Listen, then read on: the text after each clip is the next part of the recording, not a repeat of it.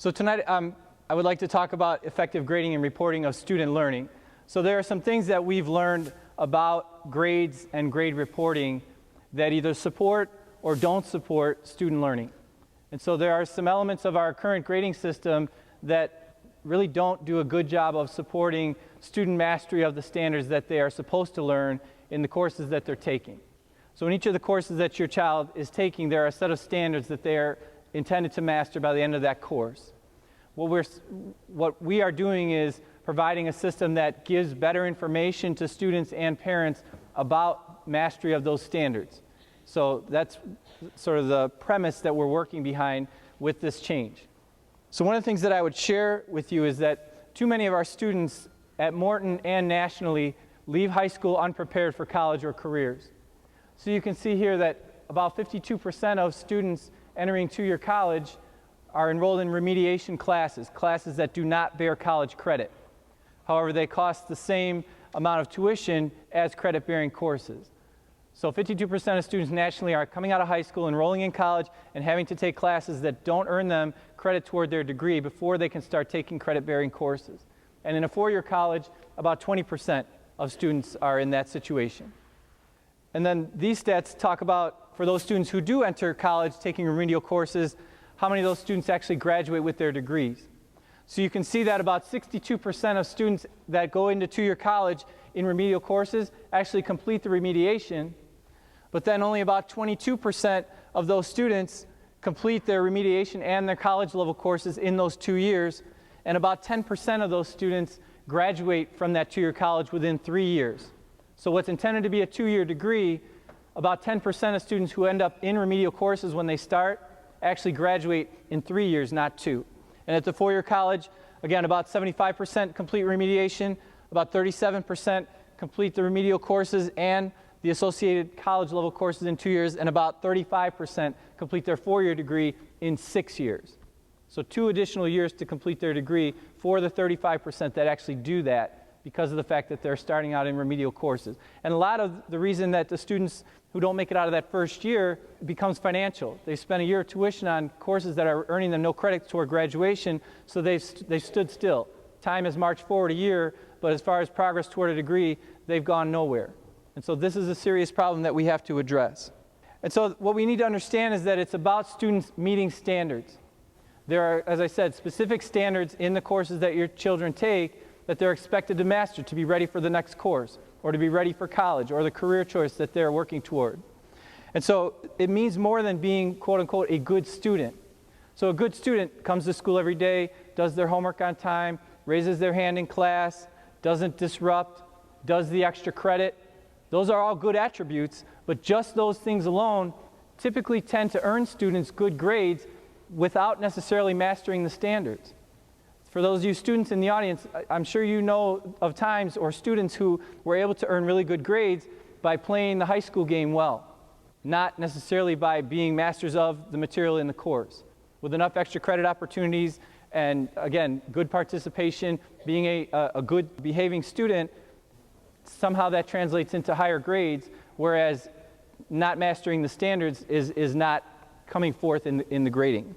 It also means more than recalling facts and figures. So what we need to do in order for students to be prepared to move on from high school, ready to move into the career path that they choose so that they can either earn an advanced degree or a technical degree, so that they can earn a salary that will allow them to raise a family or that will allow them career advancement. It's more than just being able to regurgitate facts and figures. They have to be able to apply those skills into real situations.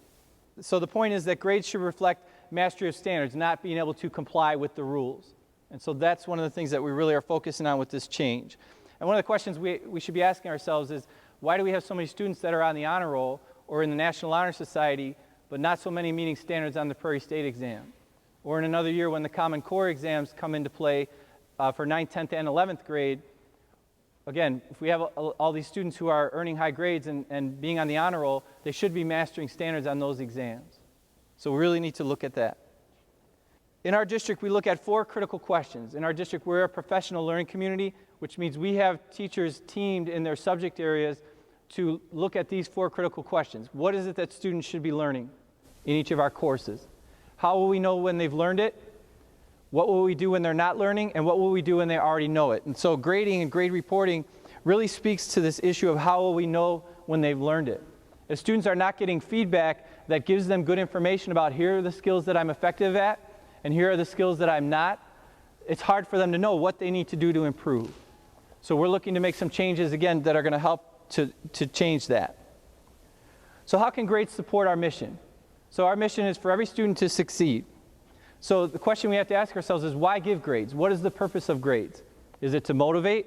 Is it to punish? Is it to report on progress? Is it to sort students? It can have all of these purposes, but for us in the process of educating your child, it should be to provide information on how well your child is progressing on meeting the standards. And so that's why we give grades. So the questions, how can grades and grade reports help students know what they can do and what they must improve? And then how can grades both hold students accountable and responsible, but also motivate them to do well? And how can we support students who don't meet standards the first time? If there are a set of standards to be learned in the course, and we expect every student to meet those standards, then it's a fact that some students are going to take more time or more attempts than others in order to master it.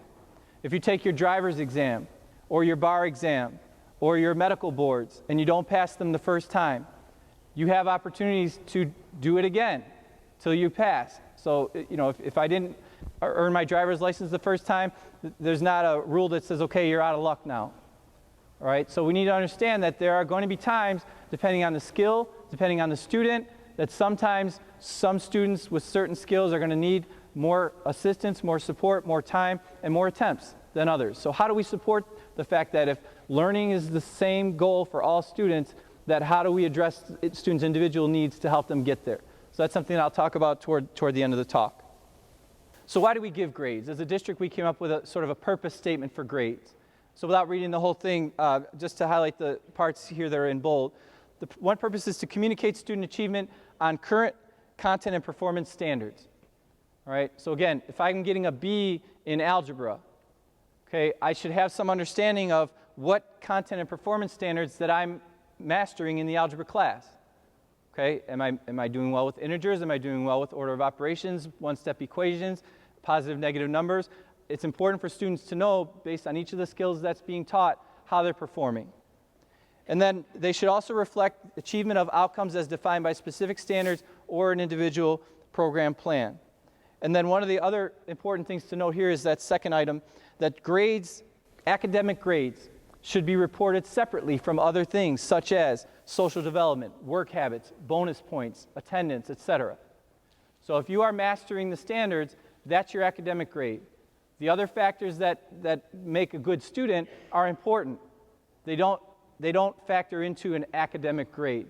Okay? If I missed 8 days of school, but I'm meeting the standards on those the course assessments the same as the student with perfect attendance, again, I still met those standards.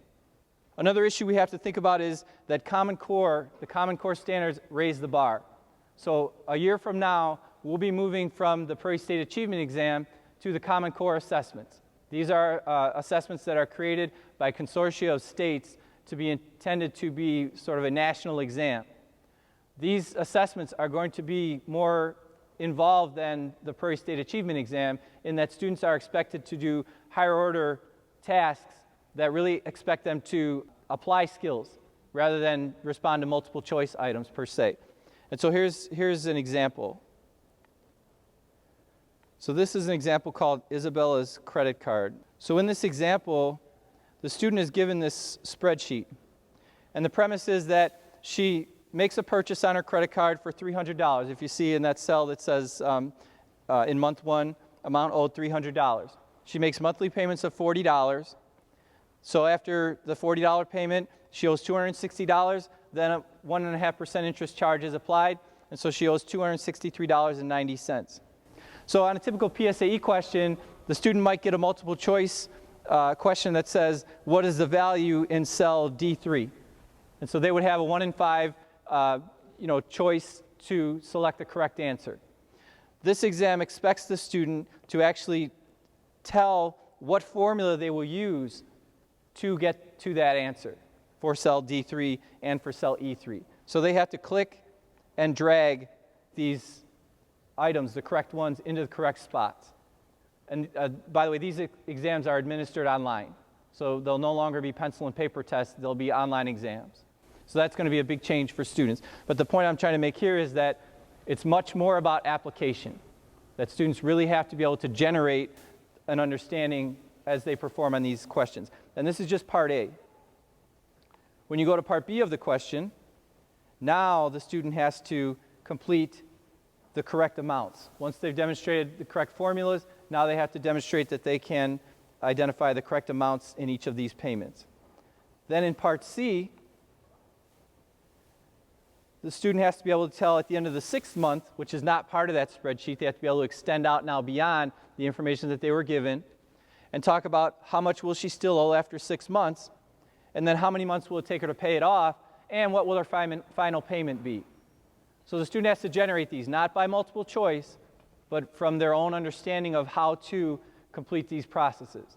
So this is just one example of a high school math item from the Common Core assessments. So for those of you students who have been taking Explore exam, Plan exam, your MAP test, not really much like what you're seeing here, I would venture to say. It's going to be more involved and more higher expectation of how you're demonstrating understanding, not just recall. So this is really important for us to consider when we're thinking about how we're giving students feedback in their grades.